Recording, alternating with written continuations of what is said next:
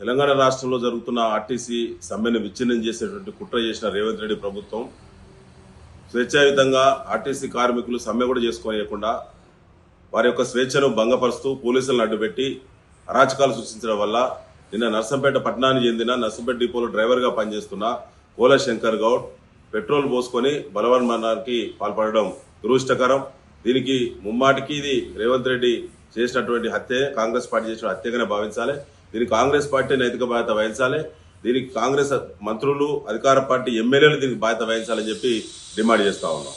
ముఖ్యంగా నిన్న సాయంత్రము 4 గంటలకు జరిగినటువంటి సంఘటన, నిన్న ఎంజిఎంలో ట్రీట్మెంట్ జరుగుతున్నటువంటి సందర్భంగా 81% పైబడి గాయాలని చెప్పి అధికారులు, ఎంజిఎం సూపరింటెండెంట్ గారు చెప్పినప్పటికీ కూడా అక్కడి నుంచి మేము ఐఆర్ హాస్పిటల్కి పంపిస్తున్నామని చెప్పి ఎస్కార్ట్ పెట్టి మరి నిన్న అక్కడికి హైదరాబాద్ తీసుకెళ్లారు. నిన్న సాయంత్రం 7 గంటలకు బయలుదేరినటువంటి పేషెంట్ నిన్న హైదరాబాద్కు వెళ్ళడమో, ట్రీట్మెంట్ జరగడమో, ఆయన చనిపోవడమో, ఇలా పొద్దున 7 గంటలు కాకముందే మళ్ళీ డెడ్ బాడీని తీసుకొని పోస్ట్ మార్టం చేయించి డెడ్ బాడీని తీసుకొని మళ్ళీ హైదరాబాద్ నుంచి నర్సంపేటకు తీసుకురావడం అనేటువంటిది చూస్తే ప్రభుత్వము ఎంత దురుద్దేశంగా, ఎంత కల్మషంతో, ఎంత అణచివేత దృక్పథాన్ని అవలంబిస్తుందో ఆర్టీసీ కార్మికుల మీద అది స్పష్టంగా అర్థమవుతా ఉన్నది.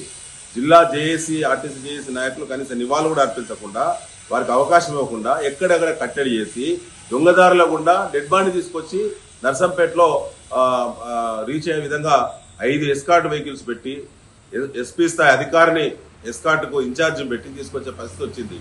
ఈ రాష్ట్రంలో ఎవరు ఎప్పుడు ఇలాంటి సంఘటనకు పాల్పడ్డా కూడా 12 గంటల్లోనే ట్రీట్మెంట్కు వెళ్ళడం, హైదరాబాద్కు వెళ్ళడం, ఆ తర్వాత చనిపోయిన తర్వాత పోస్ట్ మార్టం చేయడం రాత్రి అర్ధరాత్రి, ఆ తర్వాత తీసుకొచ్చి తెల్లారక ముందే తీసుకొచ్చి డెడ్ బాడీ ఇంటి ముందర వేయడం అనేది మొట్టమొదటి సంఘటన ఇది. దీనికి పూర్తిగా రేవంత్ రెడ్డి ప్రభుత్వం బాధ్యత వహించాలి. ఆ కుటుంబానికి ₹1 కోటి ఎక్స్గ్రేషియా ప్రభుత్వం ఇవ్వాలి.